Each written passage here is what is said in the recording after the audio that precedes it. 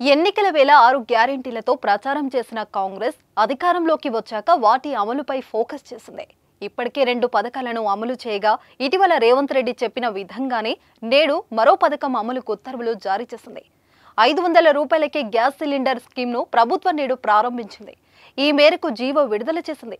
500కే gas cylinder పథకం మార్గదర్శకాలను వెల్లడించింది. సబ్సిడీ గ్యాస్ కోసం ప్రభుత్వం మొత్తం 3 షరతులను విధించింది.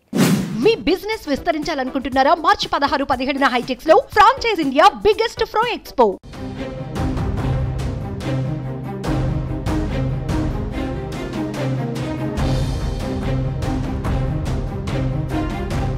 అన్ని పథకాలులాగే ఈ పథకానికి కూడా తెల్ల రేషన్ కార్డును ప్రామాణికంగా పెట్టింది.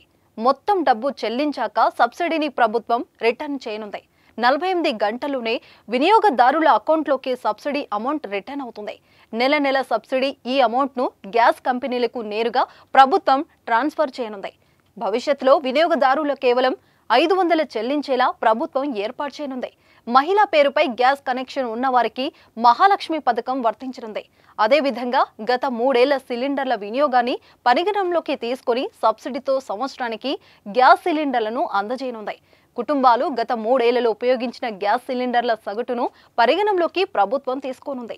అంటే మీరు సంవత్సరానికి ఎన్ని సిలిండర్లు వాడరే అన్న దానిపై లెక్కగట్టి దాని ఆధారంగా సిలిండర్లు అందించనుంది. గత 3 సంవత్సరాలలో మీరు ఏడాదికి 6 సిలిండర్లు వాడితే ఈ ఏడాది కూడా ఆ 6 సిలిండర్లనే అందించే అవకాశం ఉంది. మీకు అదనపు సిలిండర్లు కావాలంటే మాత్రం రాయితీ లేకుండా పొందవచ్చు. ప్రజాపాలనలో దరఖాస్తు చేసుకున్న వారికి మాత్రం పథకం వర్తింపజేయనుంది. మొత్తం 39.5 లక్షల మందికి ఈ పథకం ద్వారా లబ్ధి చేకూరనుంది.